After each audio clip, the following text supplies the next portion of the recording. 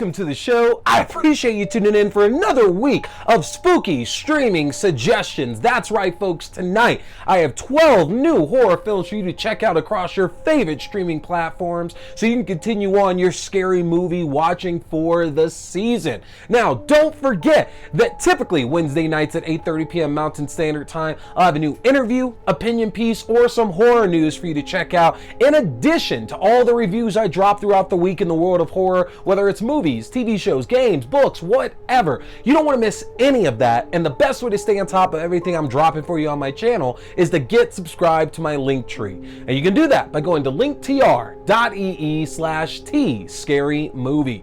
If you get subscribed to my Linktree, that's going to give you access to the YouTube page for the video versions of the show, your favorite podcasting platforms, the audio-only versions of the show, to my Letterboxd page for my written reviews and movie rankings throughout the year, to my TikTok page for my short horror content including movie news and movie premieres, to my Twitch page for my horror gaming including The Thing Remastered and Phasmophobia, and to my Fangoria shop page where you can enjoy my 20% off discount anything in the Fangoria shop, including a yearly subscription to the physical magazine. Take advantage of that, folks. Hit that subscribe button, as the more followers I get, more content I can put out for all of you.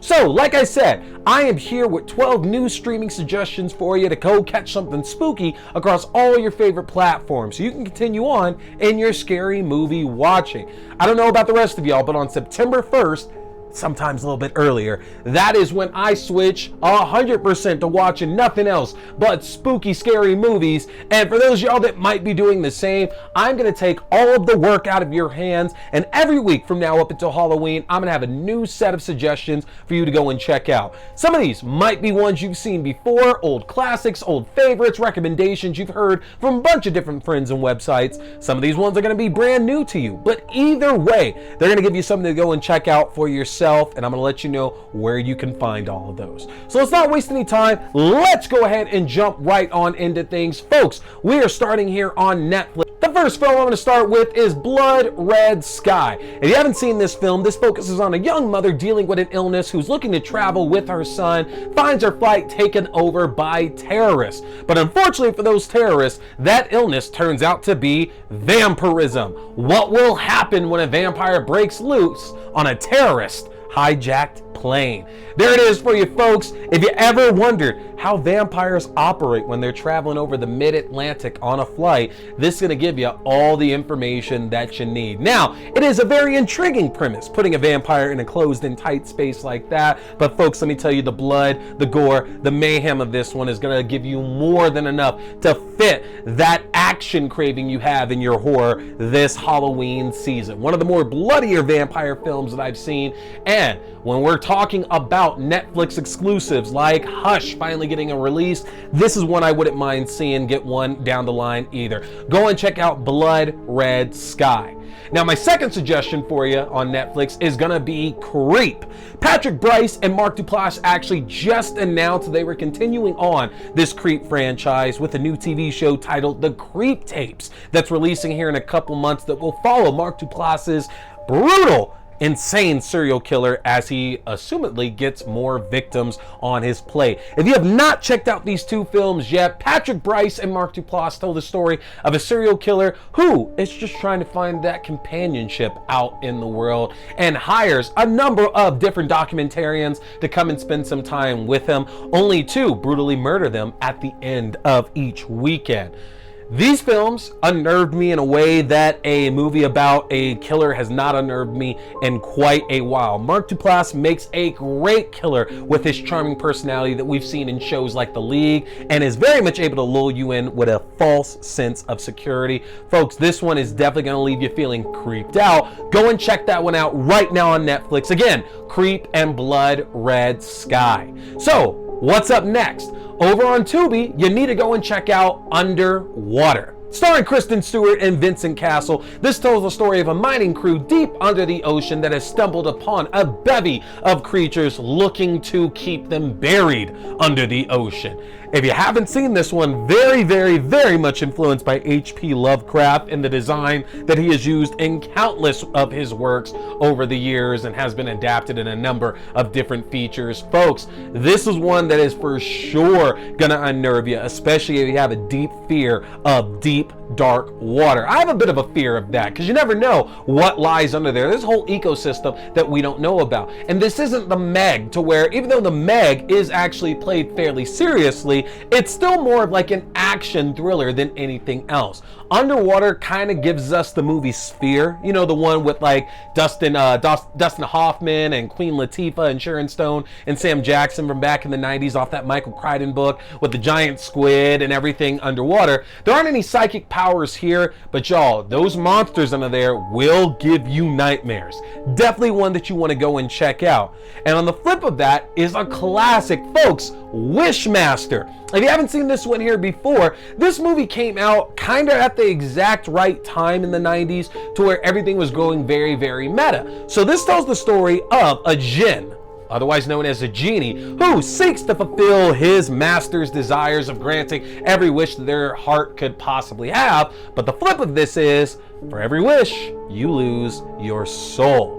Now, this movie is impressive due to the cast of horror legends that all make appearances in this film. Whether it's in an important role or whether it's just a cameo, Wishmaster definitely takes a bunch of our heroes of yesteryear and puts them in random roles across the carnage of this movie. Now, I am a bigger fan of the sequel, Wishmaster 2, as we get to see the Jinn in human form a lot more often, and there's something incredibly charming about that character. But if you want to see where it all began and see some of your horror favorites like all around this mysterious tale, go and check out Wishmaster.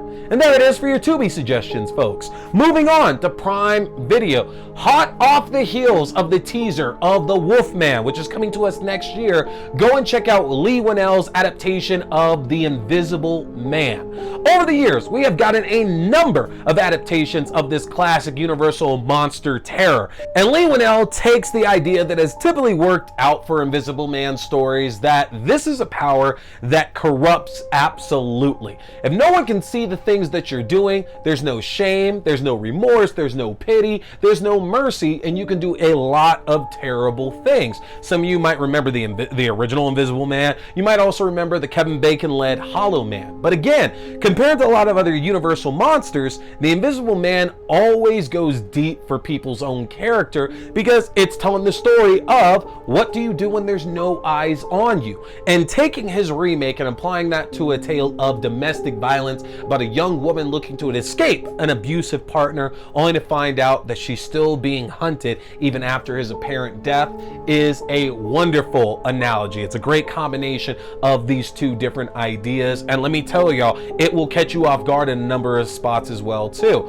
Is it traditionally scary? There are definitely a couple jump scares in The Invisible Man, but let me tell you, scenes like that one in the restaurant, and that's all I'm gonna say, will absolutely leave your jaw on the floor. This is a fantastic tale, and I'm very excited for his adaptation of The Wolfman, which is going to be coming in just a few months. Now, on the flip of that, my other suggestion on Prime Video would be Brotherhood of the Wolf. If you haven't seen this film before, this focuses on a pair of biologists and wild game hunters who are hired by a French monarchy to investigate a series of murders happening in the French countryside. When they investigate, they find out that there is a conspiracy at play, and it may involve a great beast terrorizing the nighttime of the French countryside. Now, that's all I can really say without giving out some very important plot details of Brotherhood of the Wolf. This is a tremendous film, and for a horror movie, had much more when it came to the conspiracies within than I ever thought there could be.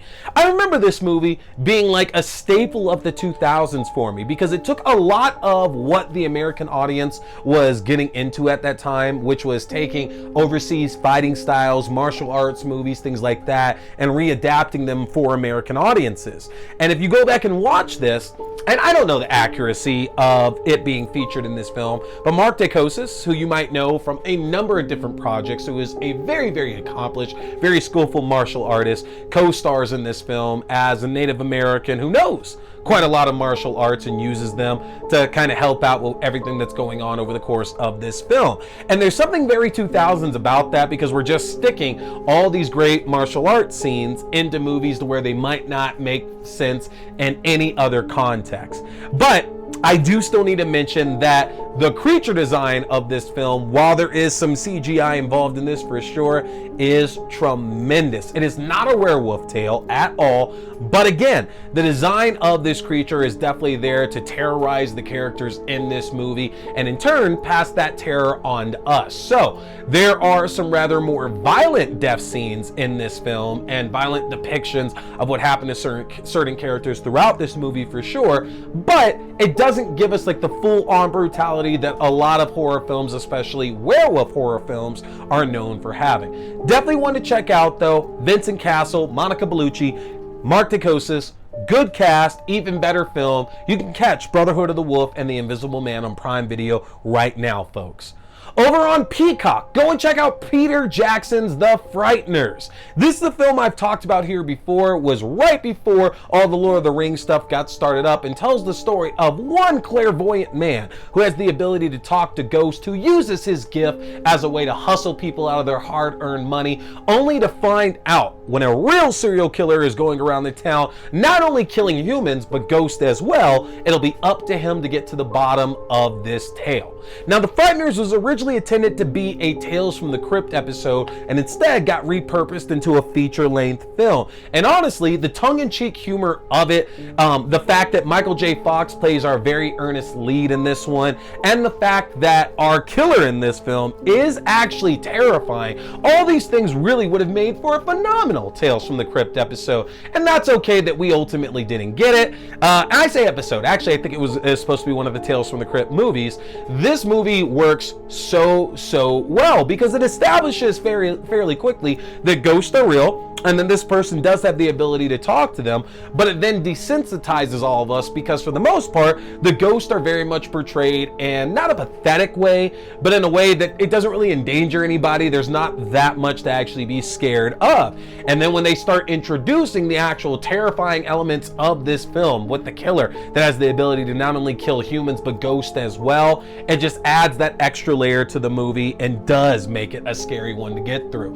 This is a great one and adds to Peter Jackson's pre-Lord of the Rings filmography, which is truly fantastic. This, Dead Alive, what is it, Heavenly Creatures, great filmography before he gets to the Lord of the Rings stuff. Definitely one you do not want to miss. On the other end of things, y'all can go and catch Shaun of the Dead. This film is coming up on a big anniversary here next week, I want to say. An Edgar Wright's classic starring Simon Pegg and Nick Frost, giving us a comedic spin on the zombie apocalypse, is a true, honest-to-God classic. We all love our old Romero films. We love the Dawn of the Dead remake. There are a number of great zombie films out there that we all know and love. But Edgar Wright's Shaun of the Dead is one of the very few that has actually managed to leave itself in the same conversation as a lot of the favorites of ours as well too. This is an honest-to-God classic that, along with the same brutality that we get in a number of our favorite zombie films, we also get a great comedic side to that as well too. And there's not that many films that does a tremendous job with highlighting the horror and the comedy in equal pairings. This is one of the very few that still holds up to the occasion. If you haven't checked this one out, it's one of the best zombie films that has ever been made. Go and check out Shaun of the Dead, folks.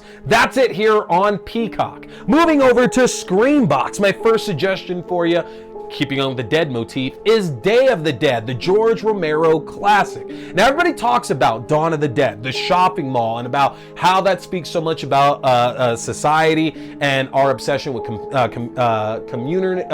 with buying things, all that kind of stuff. But for me, Day of the Dead was always the one that I got stuck on, because I thought the idea of, now that we are firmly entrenched in this zombie world, it doesn't seem like anybody is coming to save us. what happens to those people who would typically be in that role of coming to save us? Because in a lot of these post-apocalyptic movies, it's always like the military will show up, the police will show up, the government will show up, and they'll save it, they'll make everything right. Well, what happens when we're focused on those people and we're well past the point of somebody is coming to save us? What would that do to your mental state? And that's what Day of the Dead is really about. We live now in this zombie world. So does that mean you still have a future? Does that mean that going about your normal everyday routine has any meaning to it anymore? There is a lot of deep thinking here in Day of the Dead, and the hopelessness of this film is the reason why, right after Savini's Night of the Living Dead remake, it is one of my favorites. You got to check it out. The other one I got a recommendation for you is The Slumber Party Massacre 2. I have talked about this film here on this show before. I've talked about the latest legacy sequel, reboot, remake, whatever you want to call it, that hit sci-fi a couple of years ago as well. The Slumber Party Massacre is one of the best slasher franchises we have out there because it just doesn't take itself seriously. It's not Scream, to where there's all the meta jokes or anything like that, but it's what you would probably describe to somebody if you're trying to describe a slasher film to them and they're only half-heartedly listening. That's kind of what these, at least the first two movies and like the legacy sequel, reboot, remake, seem to like focus itself on. And the first movie was this driller killer chasing after a bunch of women. They're having a slumber party. He's going to kill them all. And that's it. Ends up dead. The second film somehow brings the driller killer back, but now he is a rockabilly whose drill is built into a double guitar, which is the most awesome murder weapon that you could see in an 80s horror film. And I'm sure you've all seen the case with the big pink purple guitar and like the drill coming out of it. Like it's so memorable. There are musical sequences in this movie as well, folks. Like this movie is not scary in the least bit, but Lord, it is a great watch. It is a great time. You're gonna laugh your ass off watching this movie, and honestly, that's par on course for this franchise. That's a really good thing. You can go and check out this classic, Slumber Party Massacre 2, along with one of the best zombie films of all time, Day of the Dead, on Screambox right now. And to wrap things up, over on Shudder, folks, I just got done dropping my review of Speak No Evil 2024, starring James McAvoy, the remake of the 2022 original that is very much different in tone. So now I gotta recommend you go and check out Speak No Evil 2022. This is the original film, folks, and wow, if you've seen the new one, you'll know the grand majority of the plot and where most of these story points are going to, about one family that spends vacation time with another family, but all is not what it seems as. The tension continues to grow, the situation becomes more and more uncomfortable, and the first family realizes that family number two might not be who they said that they were.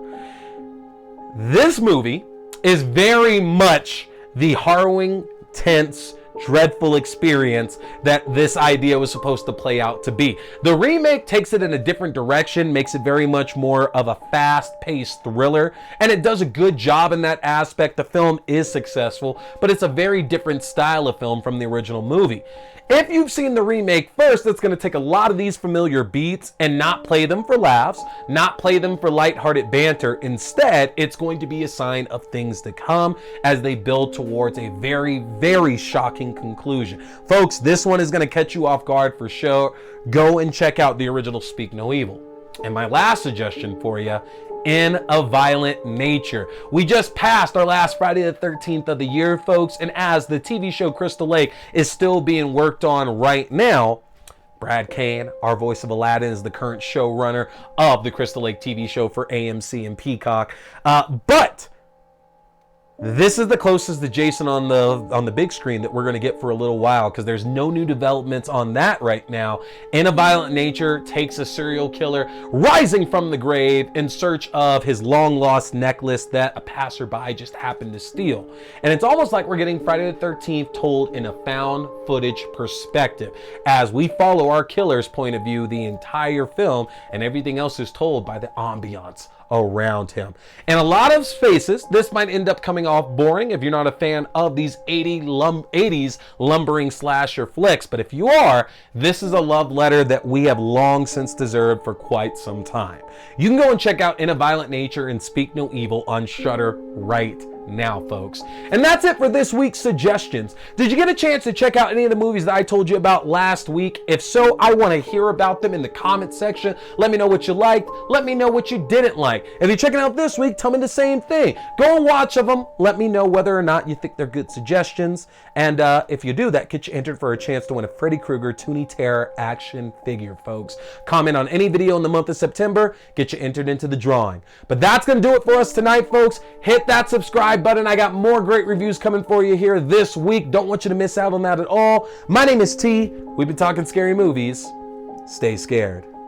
Boy here is a big fan of Fangoria. So, if you want to check out the world's best horror magazine that's out there, get a chance to get yourself your own subscription, which I just got my first one back in 2022, and I don't regret it for a second. But if you want your own Fangoria subscription, or you like the Fangoria merchandise, then head over to the Fangoria shop and use my link if you want to save yourself some money, folks. That's an easy one to remember. Just go to shop.fangoria.com/axdew. Again, that's shop.fangoria.com/axdew, or use my specific code AXDEW at checkout. You can save 20% off your entire order, and that implies 2 subscription and one-time orders as well. You don't want to miss out, folks, because with the magnitude of horror movies we've had released in the last few years, and with what we have on the horizon,